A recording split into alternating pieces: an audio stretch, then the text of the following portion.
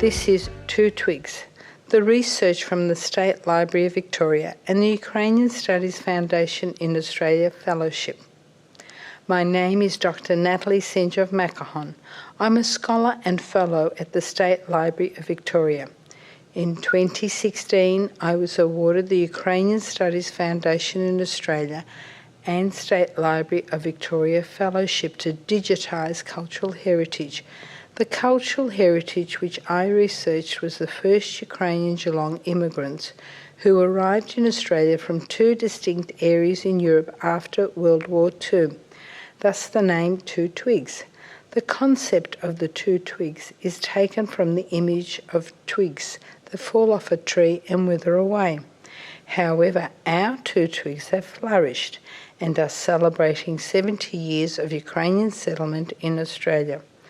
Through the following podcasts, I'm giving a digital footprint to the first Ukrainian Geelong immigrants. Also, as Miss Irina Bokova, Director General of UNESCO, on the occasion of the World Day for Audiovisual Heritage in 2016 stated, "This is an opportunity to celebrate the importance of heritage for all women and men and all societies." She further stated, "It is your story, don't lose it," which was the 2016 UNESCO theme.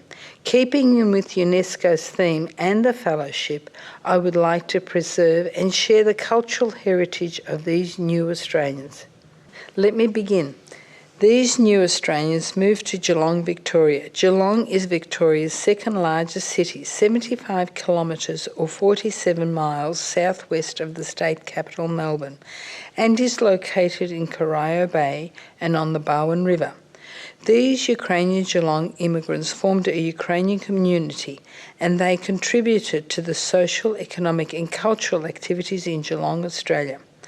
The podcasts outline the journey taken by the two groups who formed the Ukrainian Geelong community in the 1950s and early 1960s to settle in and contribute to Geelong and Australia.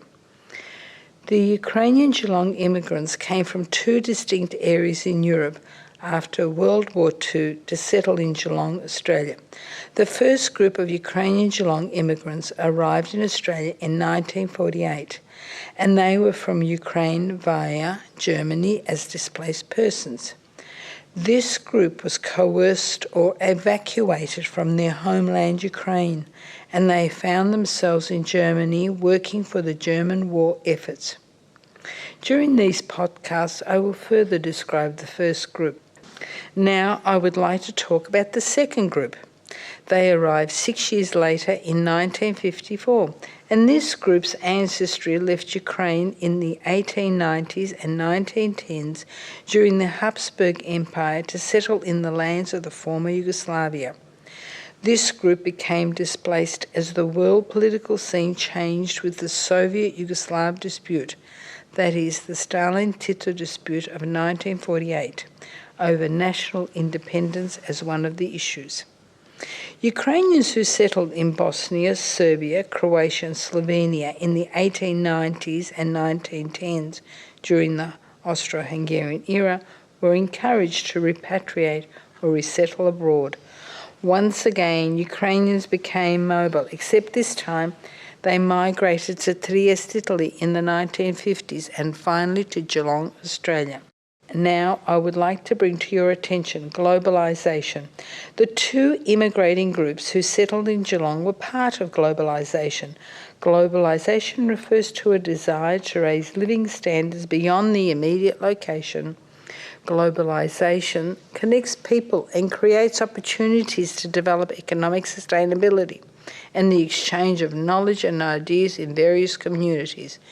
People form new communities and link their cultural knowledge and skills whilst crossing territorial boundaries to form new cultural experiences and enhance the cultural experiences of the local communities.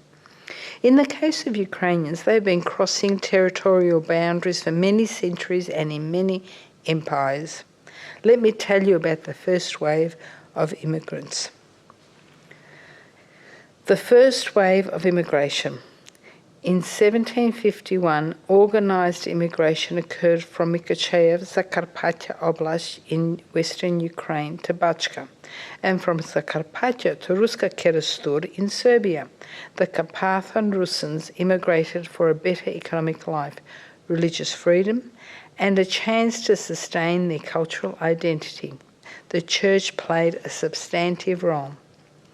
Meanwhile, in 1795, the Kingdom of Galicia was established from the acquisition of the Austrian Empire. However, in the 1890s and 1910s, many Ukrainians escaped the poor economic conditions in Galicia, also referred to as Halachina, the land of today's Western Ukraine, in search of a reasonable lifestyle and greater prosperity.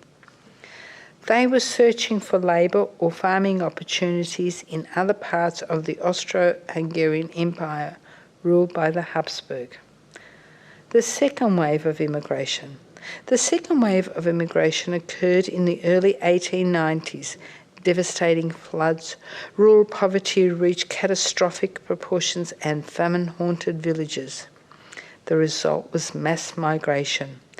This migration departed for Germany as seasonal workers, to America for the new industrial towns, Canada to the prairies, and to Bosnia, to clear the forests and begin agricultural cultivation in this section of the Habsburg Empire.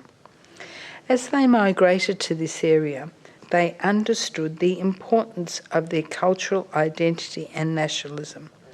They brought their values, attributes, and behaviours which identified and anchored them to survive and personally developed.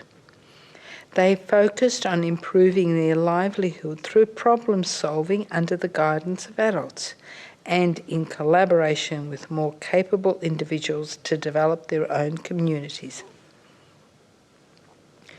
In 1902, Metropolitan Andrei Sheptetsky personally visited his congregation between the Sava and Drava rivers, which was considered a no-man's land because of the harsh conditions.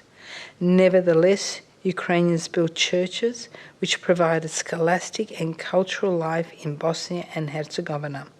A library and the Ukrainian newspaper Native Word were established. Now for the third wave of migration.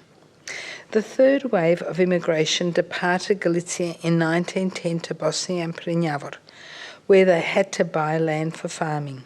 Living conditions were not always congenial, and some Galicians did not remain in these lands but returned to the homeland.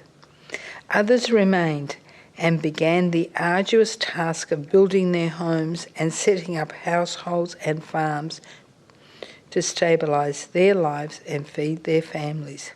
Their ingenuity and skillfulness enabled them to settle and engage in life because they had immigrated from a more advanced agriculture area in the Austro-Hungarian Empire. The settlers introduced new crops, developed orchard growing and beekeeping. They built typical Ukrainian homes and agricultural buildings. There were plenty of skilled workers among them, including shoemakers, cabinet makers, wheelwrights, tailors and blacksmiths. Widely used goods were available even in the villages. There was trade as well as the beginning of industrialisation. I'd like to talk about the Ukrainians and their relationship with the local communities in the former Yugoslavia. Relationships with local communities in the former Yugoslavia. Individuals developed relationship with neighbours of other nationalities, including Serbians and Croats. They learnt the language in order to trade with their neighbours. However, they deployed their native language at home. The younger generation quickly mastered the local languages, to the displeasure of the older generation, who became alarmed at the thought of language and cultural identity obliteration. Nevertheless, educational and spiritual works were ministered by the local clergy, including Reverend Andrei Segari, a missionary of the Eparchy of Krševci in Croatia.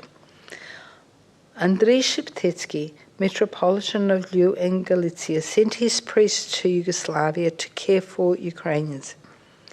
These strengthening ties with the motherland reignited language and cultural identity to the extent that Ukrainians demanded Ukrainian to be taught at local schools. Nevertheless, the government failed to honour the demands, and Ukrainians offered literacy courses in individual villages and maintained the practice of teaching Ukrainian in their respective homes. Holodomor, the famine, genocide of 1932 to 1933 and Ukraine. Meanwhile, in Ukraine in the 1930s, other incidences promoted the immigration out of Ukraine.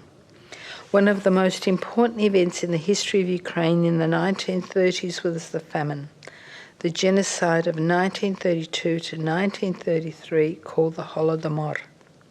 The result of the Holodomor was the forced export of food and stock in exchange for machinery to implement Stalin's industrialization policy. All parts of Soviet Ukraine were affected.